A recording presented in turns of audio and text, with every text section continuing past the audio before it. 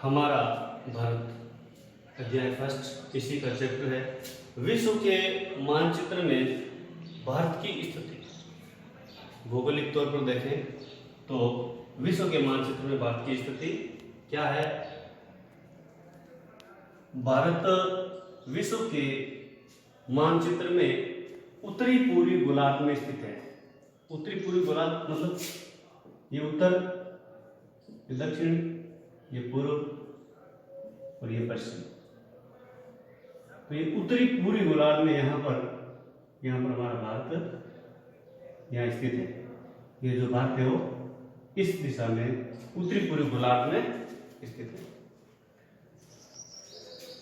भारत की मुख्य भूमि का अक्षांशीय विस्तार 8 डिग्री 4 मिनट उत्तर से 37 डिग्री 6 मिनट दक्षिणी अक्षांशों के बीच में है।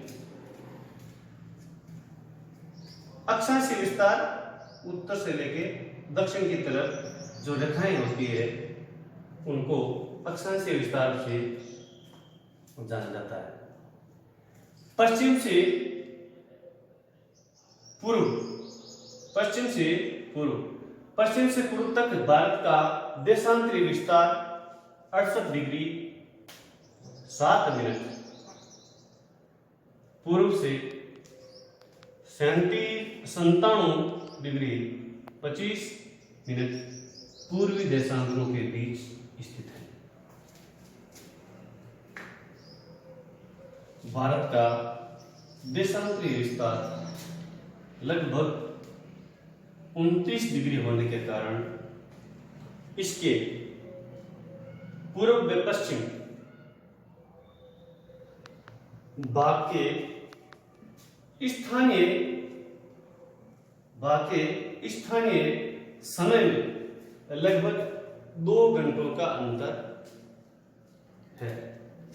यानी कि यहां पर समय सूर्योदय और यहां पर जो सूर्योदय होता है उसमें 2 घंटे का अंतर होता है।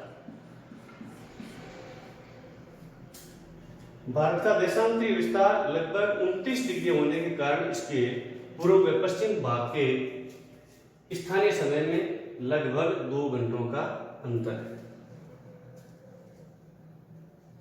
82 डिग्री 30 मिनट पूर्वी देशांतर रेखा से भारत का मानक समय माना जाता है, जो इलाहाबाद के निकट से गुजरती है। ऐसी कौन सी रेखा है जो भारत का मानक समय निर्धारित करती है? पूर्वी देशांतर रेखा। पूर्वी देशांतर रेखाएं जो भारत का मानक समय निर्धारित करती है, जो भारत के इलाहाबाद के निकट से गुजरती है, और उसका नाम है कर्क रेखा। भारत के मानचित्र में हम देखते हैं, चित्र बनाया हुआ था, यहां से गुजरती है इलाहाबाद के निकट कर्क रेखा गुजरती है। भूमध्य रेखा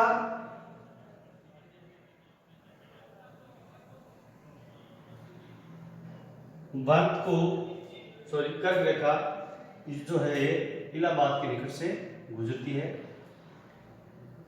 भारत के उत्तर से लेके दक्षिण दिशा में जो रेखाएं हैं वो अक्षांशीय रेखाएं कहलाती है, और पूर्व से लेके पश्चिम तक जो रेखाएं हैं वो देशांतर रेखाएं कहलाती है। भारत का क्षेत्रफल। भारत विश्व में क्षेत्रफल की दृष्टि से 7वां बड़ा देश है। भारत विश्व में क्षेत्रफल की दृष्टि से 7वां बड़ा देश है, वह जनसंख्या की दृष्टि से दूसरा बड़ा देश है। चीन का प्रथम स्थान है। भारत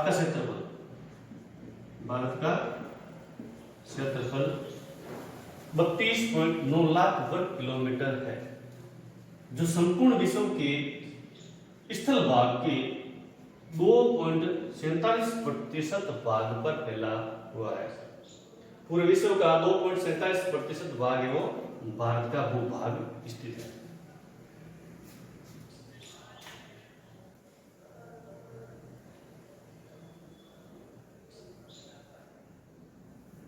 ये जो रेखाएं हैं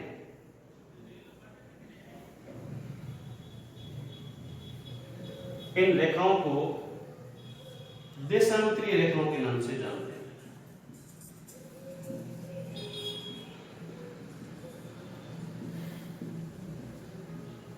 का विस्तार, देशांतरीय रेखाओं का विस्तार, और उत्तर से लेके दक्षिण तक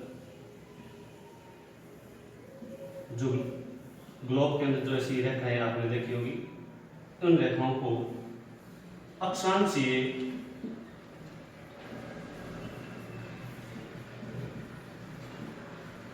रेखाओं का विस्तार,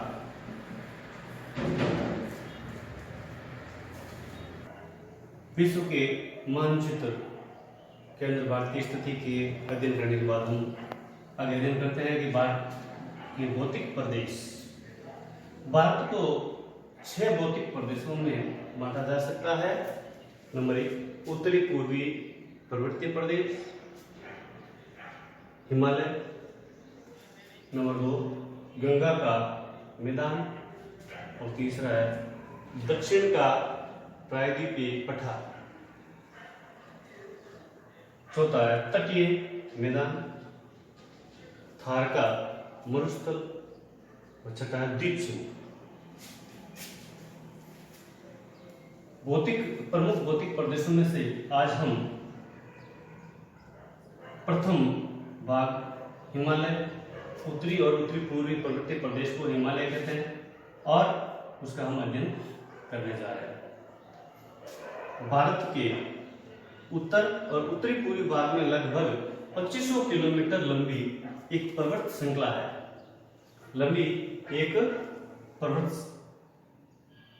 एक हिमालय पर्वत श्रृंखला है, स्थित है। यह विश्व की सबसे नवीनतम श्रृंखला है। उत्तर और उत्तरी पूर्वी इस भाग में लगभग 2500 किलोमीटर, कितने बनेगी 2500 किलोमीटर लंबी, यहां से लेकर यहां तक जो ये पर्वत श्रृंखला है, इसको हिमालय के नाम से जाना जाता है। और ये श्रृंखला विश्व की सबसे नवीनतम श्रृंखला है। हिमालय पर्वत अधिकांश समय बर्फ से ढका रहता है। यहाँ ठंडी हवाएं आने के कारण यहाँ पर बर्फ जमी रहती है, और बर्फ जमे रहने के कारण इसको हिम प्लस आलय संधि करते हैं। हिमालय तो होता है हिम धन आलय, यानी हिम यानी बर्फ, आलय यानी घर, बर्फ का घर। हिमालय मतलब बर्फ का घर।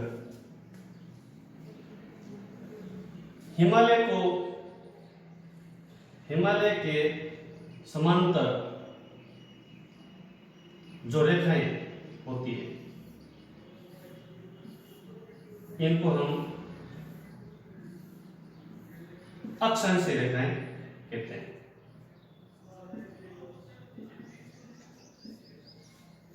हिमालय को 3 श्रेणियों में बांटा गया है। प्रथम भाग हिमालय शिवालिकी पहाड़ी,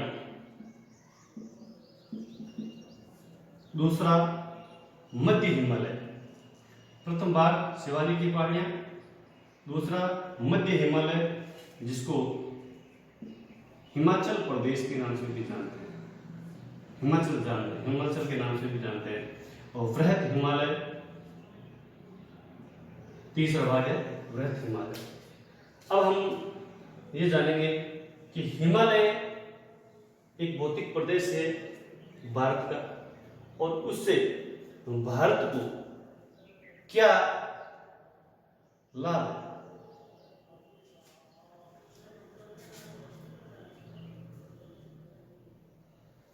हिमालय पर्वत से भारत को होने वाले प्रमुख लाभ, क्या फायदा है हमारे लिए? हिमालय क्या फायदा करता है भारत के लिए?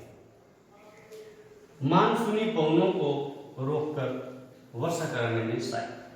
हिमालय पर्वत होने के कारण भारत के अंदर जो मानसूनी पवनें हैं वो टकराती है हिमालय से, फिर वहां से लौट करके हमारे भारत के अंदर आके वर्षा करती है।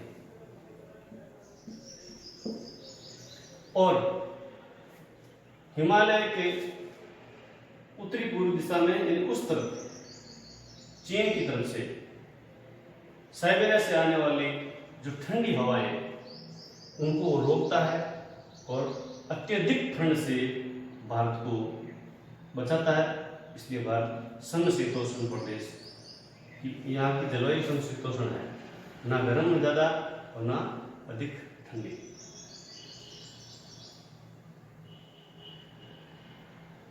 तीसरा लाभ है कृषि व अन्य आवश्यकताओं हेतु सतत जलापूर्ति करने में योगदान।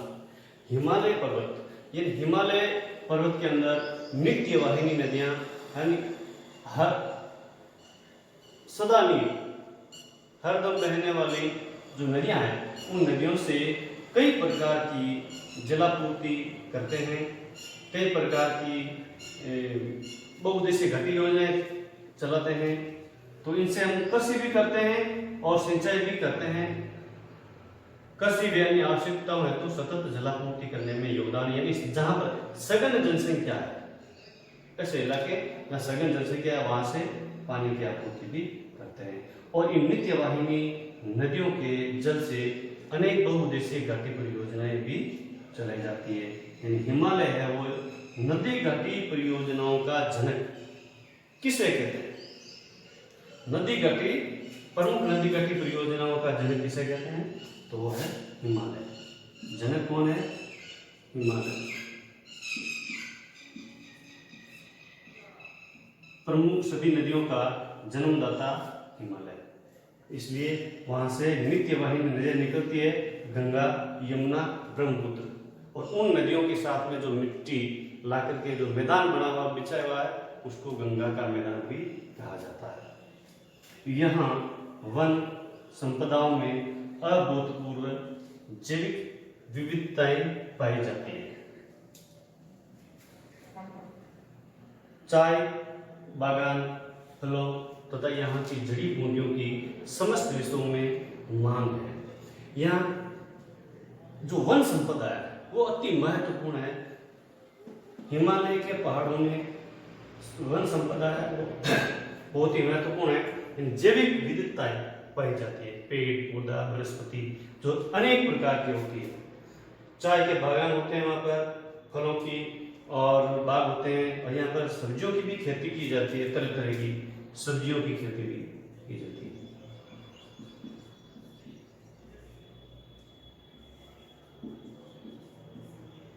जड़ी बूटियों की समस्त, जो हिमालय के अंदर जो जड़ी बूटियां हैं उन जड़ी बूटियों की समस्त विश्वों में डिमांड रहती है, मांग रहती है।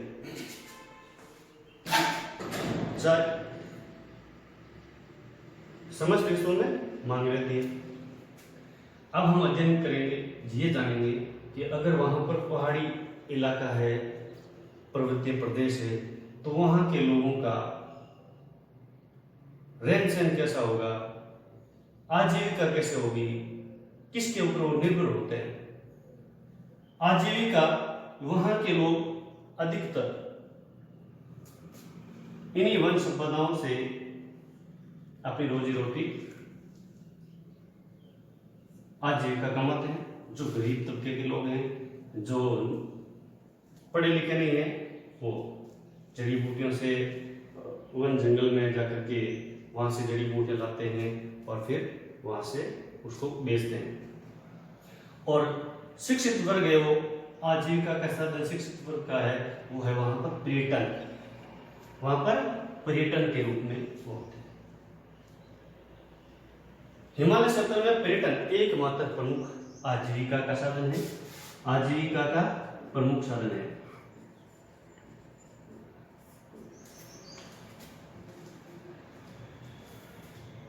तो उन लोगों को कई प्रकार की आपदाओं का भी सामना करना पड़ता है। हिमालय पर्वत बहुत ही ऊपर ऊंचाई में होने के कारण वहां पर गुरुत्वाकर्षण के सहारे जो भूमि का अचानक ऊपर से नीचे खिसकना होता है, वो एक प्राकृतिक आपदा के रूप में सामने आता है। वो है भूस्खलन, भूमि का खिसकना। अत्यधिक वर्षा होती है तो भी खिसक जाती है, और इसी तरह से ये गुरुत्वाकर्षण के कारण भूमि का अचानक ऊपर से नीचे खिसकना भूस्खलन कहलाता है। और इस प्रकार की वहाँ के लोगों को कई प्रकार की प्राकृतिक आपदाओं से भी गुजरना पड़ता है। इस तरह से आज हमने भारत के भौतिक प्रदेश का प्रथम भाग उत्तरी और उत्तरी पूर्वी पर्वतीय प्रदेश हिमालय के बारे में हमने